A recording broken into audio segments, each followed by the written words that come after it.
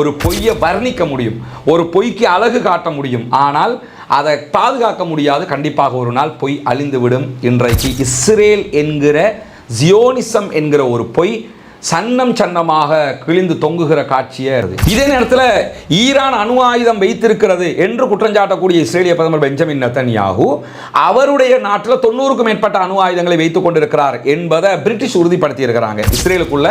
ஆனால் இஸ்ரேல் எந்த இடத்துலையும் அணு ஆயுத பலம் கொண்ட நாடுன்னு எங்கேயுமே அவங்கள சொல்லலை, டிக்ளேர் பண்ணலை. ஆனால் அவங்களுடைய நாட்டில் அமெரிக்கா கொடுத்த 90க்கும் மேற்பட்ட அணுகுண்டுகள் இருக்கிறது. எனவே அவங்க அணு ஆயுத பலம் கொண்ட நாடு, அதை வெளியில் சொல்லாத நாடு, அணு ஆயுதம் அவர்களிடத்தில் இருக்கிறது. தானே அணு ஆயுதத்தை வச்சுக்கிட்டு நீ எனக்கு எதிராக அணு ஆயுதம் வச்சுக்கிட்டு இருக்கிறங்கிற குற்றச்சாட்டை சொல்றது எப்படி நியாயமாக? பொதுமக்களுக்கு உணவு கொடுக்காமல் இருப்பதும் இஸ்ரேல், உணவு கொடுப்பதை தடுப்பதும் இஸ்ரேல், உணவு வருகிற வண்டிகளை திருடுவதும் இஸ்ரேல் என்பது ஆதாரபூர்வமாக நிரூபிக்கப்பட்டிருக்கிறது. இதுவும் இஸ்ரேலிய பிரதமர் பெஞ்சமின் நெதன்யாகு சொன்ன மிகப்பெரிய பொய்யாக இருக்கிறது. அதே போன்று international association of genocide scholars என்கிற அமைப்பு, சர்வதேச இனப்படுகொலை தொடர்பான அறிஞர்களுடைய குழு, அவங்களும் இஸ்ரேல் இன அழிப்பு செய்திருக்கிறது, ஜெனோசைட் பண்ணி இருக்கிறாங்க என்பதை வெளிப்படையாகவே சொல்லி இருக்கிறாங்க. யூதர்கள் பொய் சொல்லுவார்கள் என்று நீங்கள் நினைக்க கூடாது, அவங்க பொய்யை மட்டும்தான் சொல்லுவாங்க என்பதுதான் யதார்த்தமான ஒரு நிலை. அதற்கு மிகப்பெரிய சான்றாகவே ஐநாவினுடைய மன்றம் சர்வதேசமே பார்த்துக்கிட்டு இருக்கு. அதுலயும் என்ன காசாவாருங்கிறது பேசுபடாத ஒரு விஷயமா? உலகமே இன்னைக்கு அதை பத்தி தான் பேசிக்கிட்டு இருக்கு. அதை பற்றியே ஒருவன் தைரியமாக பொய் சொல்கிறான் என்று சொன்னால் இவனை விட வடிகட்டிய பொய்யன் எவன் இருக்க முடியும் என்கிற ஒரு கேள்வி இருக்கிறது. அதே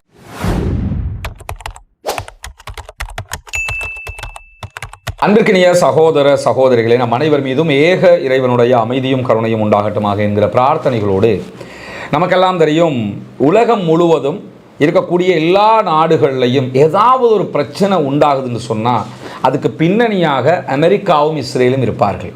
இது உலகத்தில் எல்லோருமே ஒப்புக்கொண்ட ஒரு விதியாக இருக்கிறது. ஏன்னா ஆயுத பிரச்சனையை உண்டாக்கணும், ஆயுதத்தை விற்கணும், அதனூடாக நம்ம நல்லா இருந்துக்கிறேன்னு, மற்ற எத்தனை பேர் கொல்லப்பட்டாலும் பரவாயில்லை, எத்தனை பேர் அழிஞ்சு நாசமானாலும் பரவாயில்லை என்பதுதான் இவர்களுடைய ஏகாதிபத்திய மனோநிலை.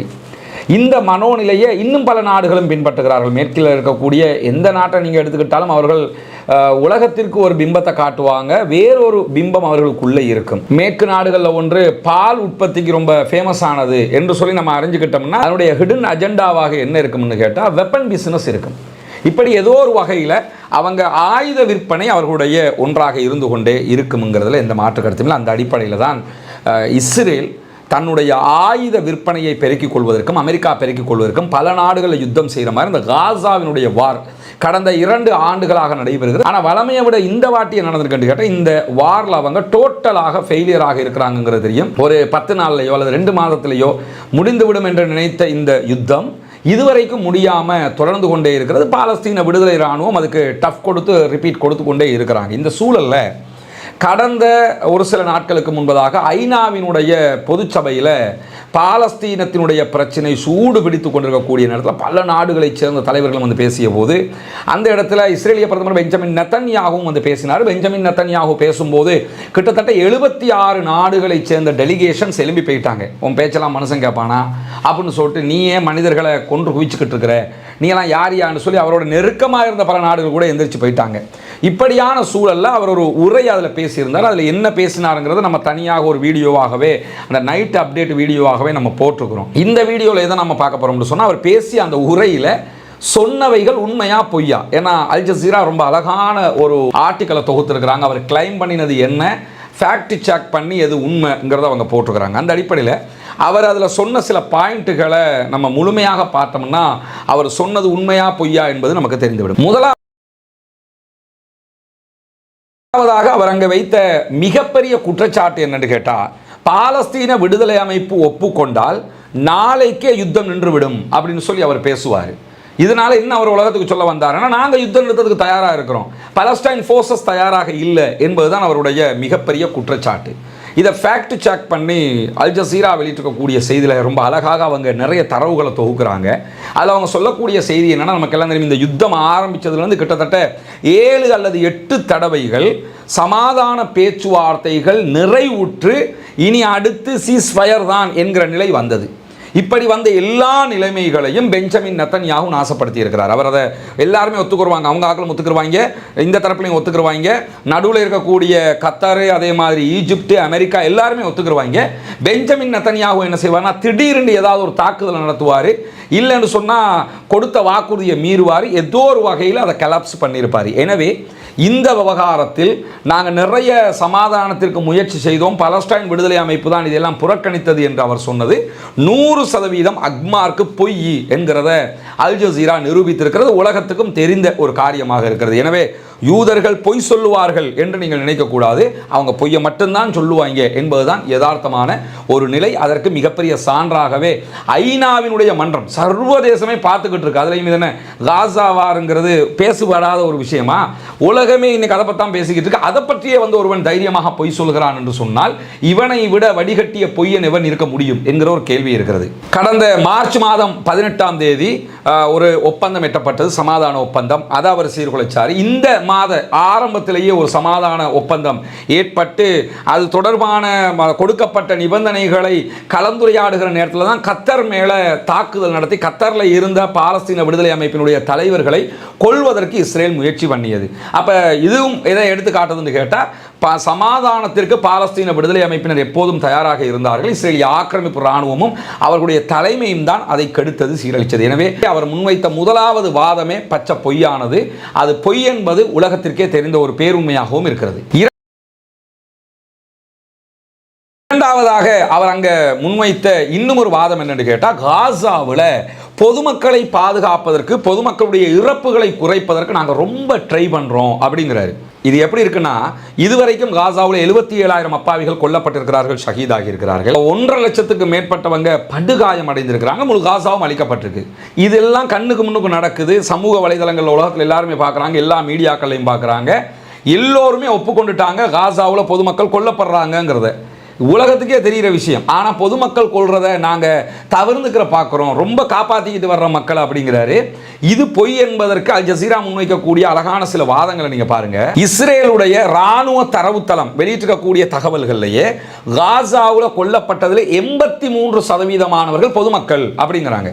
அப்போ 83% பொதுமக்கள்னு சொன்னால் வெறும் 17% தான் பாலஸ்தீன விடுதலை இராணுவத்தைச் சேர்ந்தவர்கள் என்பது இஸ்ரேலுடைய ஃபோர்ஸஸ் உடைய தரவாக இருக்கிறது. வேற யாரும் உலகத்தில் அந்த கமிட்டி சொன்னது, இந்த கமிட்டி சொன்னதில்லை. இஸ்ரேலிய ஃபோர்ஸஸ் சொல்லக்கூடியது என்னன்னா, 83% காசாவில் கொல்லப்பட்டவர்கள் அப்பாவிகள் பொதுமக்கள். அப்படின்னா இஸ்ரேல் ராணுவம் சொன்னதற்கு மாற்றமாகவே வெளிப்படையாக பொய்யை சொல்லியிருக்கிறார் பெஞ்சமின் நெத்தன்யாகு. அதே மாதிரி இஸ்ரேலில் இருக்கக்கூடிய +972 என்கிற ஒரு தரவுத்தளம், இது இஸ்ரேலில் இருந்து இயங்கக்கூடிய தரவுத்தளம். அதே மாதிரி இஸ்ரேலுடைய ஃபோர்ஸஸ் எல்லோரும் இணைந்து தயாரித்திருக்கக்கூடிய காசாவினுடைய அழிவுகள் தொடர்பான அந்த ஆவணத்தை இந்த +972 என்கிற தரவுத்தளம் வெளியிட்டிருக்கிறாங்க. அதில் அவங்க வெளியிட்டிருக்கக்கூடிய தகவல் என்னன்னு கேட்டால், காசாவில் மொத்தமாக 8,900 பாலஸ்தீன விடுதலை இராணுவத்தினர் அளிக்கப்பட்டிருக்கிறார்கள் என்பதுதான் அவர்களுடைய தரவு. அவங்களுடைய கணக்கு பிரகாரம் 8,900 பேர் கொல்லப்பட்டிருக்கிறாங்க. எனவே 8,900 பேர் தான் கொல்லப்பட்டிருக்கிறாங்கன்னா, காசாவில் இதுவரைக்கும் அளிக்கப்பட்டவர்கள் 77,000 பேர், கிட்டத்தட்ட 70,000 பேர் அப்பாவிகளையே கொண்டிருக்கிறாங்க. வெறும் 8,900 பேர் தான் பாலஸ்தீன ஃபோர்ஸஸ் கொல்லப்பட்டிருக்கிறாங்கிறது வேற யாரும் தருகிற தகவல் கிடையாது. இஸ்ரேலுக்குள்ளே இருக்கக்கூடிய +972 என்கிற தரவுத்தளம் தரக்கூடிய ஒரு தகவலாக இருக்கிறது. எனவே பெஞ்சமின் நெத்தன்யாகு இதிலும் பொய் சொல்லியிருக்கிறார் ஐநாவினுடைய மன்றத்தில் என்பது மிக தெளிவான விவகாரம். மூன்றாவதாக பெஞ்சமின் நெத்தன்யாகு முன்வைத்த இன்னும் ஒரு குற்றச்சாட்டு என்னன்னு கேட்டால், காசாவில் இருக்கக்கூடிய பலஸ்டைன் ஃபோர்ஸஸ் அல்லது பாலஸ்தீன போராளிகள் அங்கே இருக்கக்கூடிய பொதுமக்களை மனித கேடயங்களாக யுத்தத்தில் பயன்படுத்துகிறார்கள் அப்படிங்கிற ஒரு குற்றச்சாட்டு. தங்களை பாதுகாத்துக்கிறதுக்காக முன்னாடி பொதுமக்களை போட்டு தங்களை பாதுகாத்துக் கொள்றாங்க என்கிற குற்றச்சாட்டு. இதற்கு இந்த நிமிடம் வரைக்கும் இஸ்ரேல் ஒரு ஆதாரத்தை கூட சமர்ப்பிக்கவில்லை. இஸ்ரேல் அல்லாத வேறு யாரும் கூட எந்த ஆதாரத்தையும் சமர்ப்பிக்கவில்லை. ஆனால் உலகமே பார்த்த விவகாரங்கள் தான் பாலஸ்தீன மக்களை கேடயங்களாக பயன்படுத்தி இஸ்ரேல் ராணுவம் தன்னை தற்காத்துக் கொண்டது. உதாரணமாக வெஸ்ட் பேங்க் நம்ம எடுத்துக்கிட்டோம்னா, வெஸ்ட் பேங்க்ல ஒரு பையனை அடிச்சு துன்புறுத்தி உயிரோட இஸ்ரேல் ராணுவத்தினுடைய ஃபோர்ஸஸ் உடைய வண்டியில கட்டி தொங்க விட்டுக்கிட்டு என்ன பண்ணாங்கன்னு கேட்டால் அவனை மனித கேடயமாக பயன்படுத்திக்கிட்டு போனாங்க. இதே மாதிரி பல விவகாரங்கள்ல காசா மக்களை மனித கேடயங்களாக இஸ்ரேல் பயன்படுத்தி இருக்கிறது என்பதற்கு ஆதாரம் இருக்கிறது. ஆனால் பாலஸ்தீன விடுதலை ராணுவம் பயன்படுத்தி இருக்கிறது என்பதற்கு எந்த ஆதாரமும் கிடையாது என்பதுதான் என்பதுதான் யதார்த்தமான பேருண்மையாக இருக்கு. இதுவும் இஸ்ரேலிய பிரதமர் பெஞ்சமின் நெத்தன்யாகு ஐநாவிலே சொன்ன மிகப்பெரிய போய். எந்த ஒரு சுயாதீன அமைப்பும் பாலஸ்தீன விடுதலை அமைப்பைச் சேர்ந்தவர்கள் இப்படி செய்திருக்கிறார்கள் என்று எங்கும் சொல்லவில்லை. அதே மாதிரி அவர் 4வதாக ஒரு காமெடியான விஷயத்தை சொல்றாரு பாருங்களேன். சீரியஸ் நினைச்சிட்டு என்ன சொல்றாருன்னா, குண்டு போடுகிற எந்த இராணுவமாவது பொதுமக்களை நீங்கள் பாதுகாப்பான இடத்துக்கு போங்கன்னு கெஞ்சுவாங்களா? ஆனால் நாங்கள் கெஞ்சிரோம், பொதுமக்களே நீங்கள் பாதுகாப்பான இடத்துக்கு போங்க அப்படின்னு நாங்கள் கெஞ்சிரோம், நாங்கள் வந்து அப்போ பொதுமக்களை அழிப்போமா அப்படின்னு சொல்லி அவர் கேட்டிருக்கிறாரு. இதுக்கு நம்ம எல்லாம் பெருசாக பதில் சொல்ல தேவையில்லை. ஈவன் அல் ஜசீராவும் தான் சொல்கிறாங்க, நாங்கள் பதில் சொல்ல தேவையில்லை, யதார்த்தமான கள நிலவரம் பதில் சொல்லும். உதாரணமாக international court of justice, international criminal court, சர்வதேச நீதிமன்றம், சர்வதேச குற்றவியல் நீதிமன்றம், இந்த 2 நீதிமன்றமும் இஸ்ரேலிய பிரதமர் பெஞ்சமின் நெத்தன்யாகுவை தேடப்படும் குற்றவாளியாக அறிவித்திருக்கிறது. ரோம் எக்ரிமெண்ட் யாரெல்லாம் கையெழுத்திட்டு இருக்கிறாங்களோ அதுல கையெழுத்து இருக்கக்கூடிய எந்த நாடுகளாக இருந்தாலும் இஸ்ரேலிய பிரதமர் பெஞ்சமின் நெத்தன்யாகுவை கண்ட இடத்துல அரெஸ்ட் பண்ணணும். இஸ்ரேலுடைய முன்னாள் பாதுகாப்பு அமைச்சர் யோ கேலண்டையும் கண்ட இடத்துல அரெஸ்ட் பண்ணணும் என்கிறது அவர்களுடைய தீர்ப்பாயத்தினுடைய தீர்ப்பாக இருக்கிறது. எனவே தான் இந்த வாட்டி அவர் ஐநாவுக்கு போகும்போது கூட பிரான்சினுடைய வான்வழியை பயன்படுத்தாமல் போனாரா, பிரான்சும் அவங்களை அரெஸ்ட் பண்ணும் என்கிற பயம் அவருக்கு இருக்கிறது.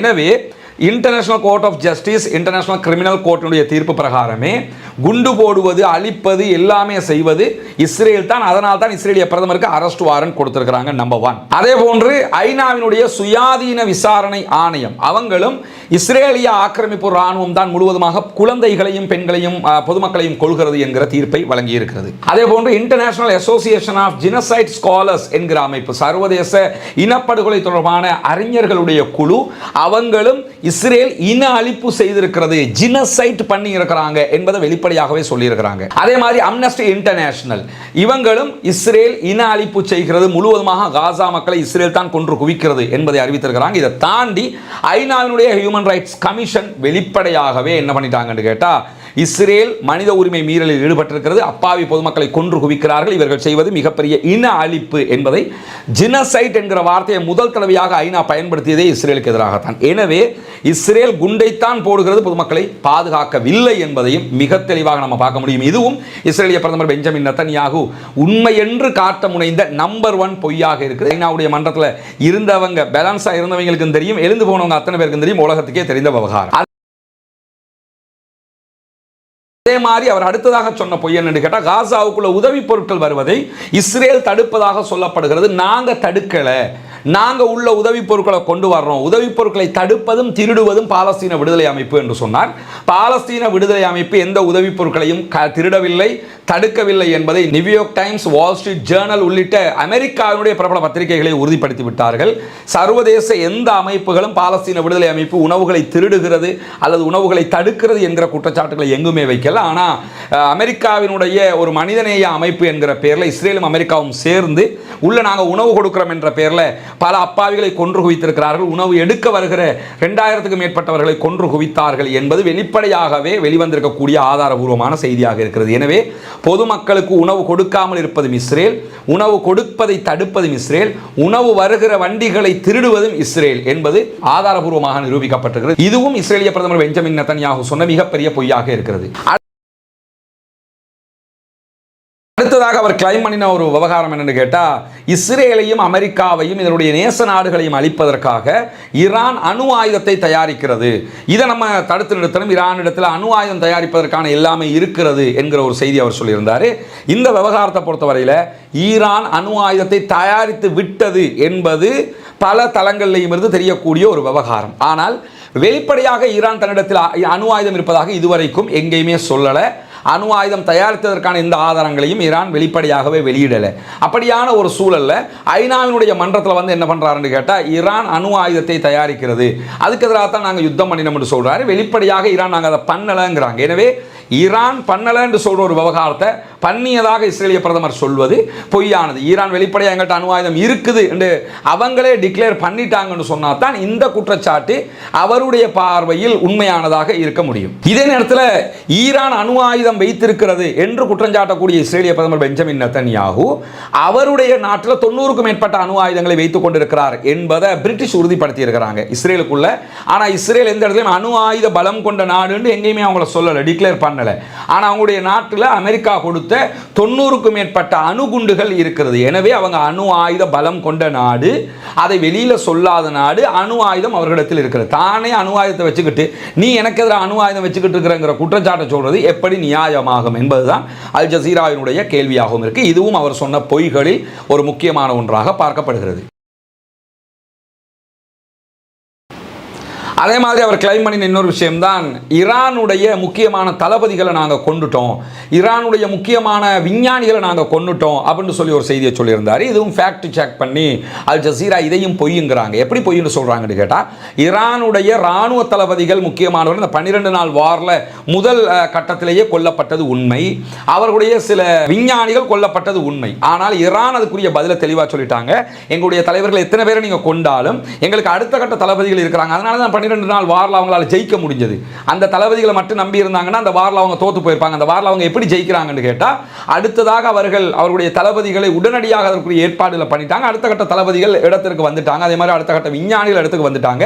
எனவே அவர்களுடைய அணு செறிவூட்டல், யுரேனியம் செறிவூட்டல் எல்லாம் மிக தெளிவாகவே போய்கொண்டிருக்கிறது. எனவே இந்த விவகாரத்திலையும் ஈரானுடைய வாரில் தாங்கள் ஜெயித்ததாக சொல்வதும் பொய் என்பதை அல் ஜசீரா நிரூபித்திருக்கிறது. எனவே இதுவும் அவர் சொல்லியிருக்கக்கூடிய மிகப்பெரியதொரு பொய், ஐநாவினுடைய மன்றத்திலேயே சொன்ன ஒரு பொய்யாக இருக்கிறது. இப்படி ஐநாவினுடைய சபையிலேயே எல்லோருக்கும் முன்பதாகவே உலகத்துக்கே தெரிஞ்ச ஒரு உண்மையை பொய்யாக இதுதான் உண்மை என்று ஒரு பொய்யை ஃப்ரெஷ்ஷாக சொல்றாருன்னு சொன்னா இவங்கள்ட்ட ஏதாவது ஒரு உண்மையை எதிர்பார்க்க முடியுமா? எனவே இந்த உலகு தற்போது யூதர்கள் யார் என்பதை தெரிந்து கொண்டு விட்டது, ஜியோனிஸ்டுகள் யார் என்பதை தெரிந்து கொண்டு விட்டது.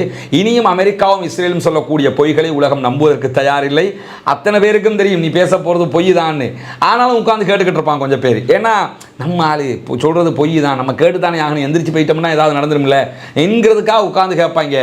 ரகசியமாக போய் நீ சொல்றது தாங்கவே முடியலடான்னு சொல்லுவாங்க. இப்போ அர்ஜென்டினா ஜனாதிபதி போய் சொன்னார்ல, தயவு செஞ்சு எங்கள் நாட்டுக்கு மட்டும் வந்துடாதா, நீ வந்தேன்னு சொன்னீங்க எங்க நாடு சொல்லி முடிஞ்சிரும். அந்த மாதிரி ரகசியமா சொல்லிக்கிறவாங்க. பப்ளிக்ல அவன் சொல்றத கையை கட்டி என்ன செய்வாங்கன்னா, ஓகே நீங்க சொல்றதை நான் கேட்கிறோம்னு சொல்லி கேட்பாங்க. இந்த அடிப்படையில் நீங்க பாத்தீங்கன்னா இஸ்ரேல் தற்போது செய்திருக்கக்கூடிய இந்த காரியங்கள் அத்தனை உலகத்திற்கே தெரியும். அவர்கள் உலகத்துக்கே தெரிந்த ஒன்றை பகிரங்கமாக பெஞ்சமின் நெத்தனியாகு அங்க மறைக்க பார்த்தாரு.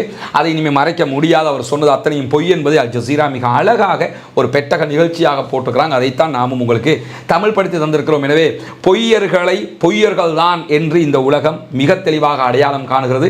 ஜால் ஹக்கு வ ஸஹக்கல் பாத்தில் இன்னல் பாத்தில கான ஸஹூகா. அல்லாஹ் தஆலா திருமறை குர்ஆன்ல ரொம்ப அழகாக சொல்லக்கூடிய ஒரு செய்தி இது. ஜால் ஹக்கு சத்தியம் வந்தது, வ ஸஹக்கல் பாத்தில் பொய் அழிந்தது, இன்னல் பாத்தில கான ஸஹூகா பொய் அழிந்தே தீரும், அழியக்கூடிய ஒன்றாகத்தான் பொய் இருக்கிறது என்று சொல்லி அல்லாஹ் தஆலா சொல்கிறான். எனவே ஒரு பொய்யை வர்ணிக்க முடியும், ஒரு பொய்க்கு அழகு காட்ட முடியும், ஆனால் அதை பாதுகாக்க முடியாது. கண்டிப்பாக ஒரு நாள் பொய் அழிந்துவிடும். இன்றைக்கு இஸ்ரேல் என்கிற ஜியோனிசம் என்கிற ஒரு பொய் சன்னம் சன்னமாக கிழிந்து தொங்குகிற காட்சியை நம்ம பார்த்துக்கிட்டு இருக்கிறோம். வல்ல ரஹ்மான் நம் அனைவருக்கும் போதுமானவன். பாலஸ்தீனம் வெற்றி பெற வேண்டும், பாலஸ்தீனம் சுதந்திரம் அடைய வேண்டும், பாலஸ்தீன மக்கள் நம்மை போன்று நிம்மதியானவர்களாக மாற வேண்டும், வாழ வேண்டும் என்கிற உயரிய பிரார்த்தனையோடு பாலஸ்தீன மக்களுக்காக ஜனநாயக ரீதியாகவும் குரல் எழுப்புவோமாக. வாஹர் தஅவானா அல்ஹம்துலில்லாஹி ரப்பில் ஆலமீன்.